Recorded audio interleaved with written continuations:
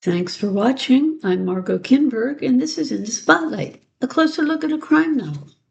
Psychology can play an important part in a novel. It can inform characters, it can give background information, it can explain interactions, and it can be a good motive, too. Let's look at the way psychology works in a crime novel today and turn the spotlight on Daniel Sellers' Murder on Skye. Detective Chief Inspector Lola Harris lives and works in Glasgow. One day, she and her team are alerted when the body of a young woman is found in the river at Kelvin Grove Park. She is soon identified as Catherine Main, who had recently served as a juror at the trial of wealthy and famous Carter Craig, who stood accused of a double murder. Carter had originally been convicted and was about to serve a life sentence, but it came out that Catherine was among a group of 4 jurors who discussed evidence in the case and were looking for evidence that maybe suggested Carter might have been guilty. With this jury misconduct, the case has to be thrown out, and Carter Craig went free. Lola naturally looks into this case further as Catherine's murder could be related to it. But why would Carter kill someone whose actions freed him? And if he is innocent, then who else would want Catherine to be killed? And what about the double murder of which Carter had originally been convicted? Is he guilty? The answer to those questions turns out to be more complicated than it seems, and Lola and her team have to trace several threads in Carter's history, as well as some other people's pasts, to find out the truth. The trail leads to the Isle of Skye, where there's a great deal of danger. In the end, Lola finds that the truth, as it so often does, lies in the past. So what are the elements in this novel? What keeps it going? Well, this is a police procedural. So readers go behind the scene as the police work together, sometimes with colleagues in other places.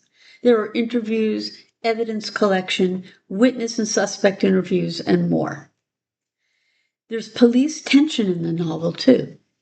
Lola works well with most of her colleagues, especially those who report to her, and that includes her direct superior. But there are rifts here and there, and so we see what happens when the police are in direct conflict.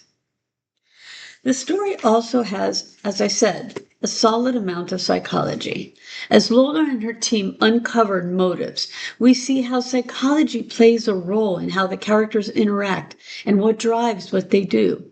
Psychology plays a role in the possible motives for murder, too.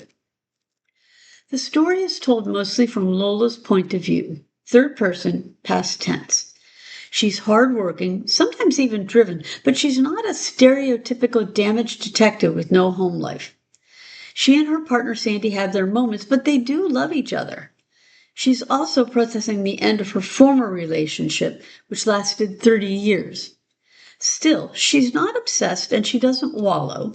She can be, as her boss notes, a pain in the backside. But she's not Maverick who refuses to follow the rules. The setting for a good part of the story is the Isle of Skye, and Sellers places the reader there very clearly. It's a physically lovely place, although it has its dangers. People know each other and gossip gets around.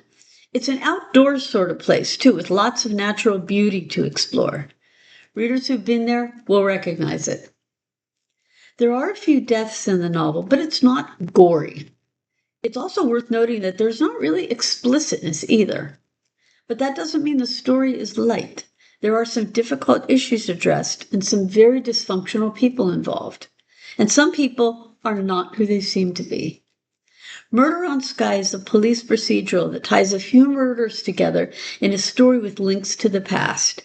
It features a few related murders, a dose of psychology, a beautiful setting, and a smart, quick-thinking protagonist who wants to do the right thing.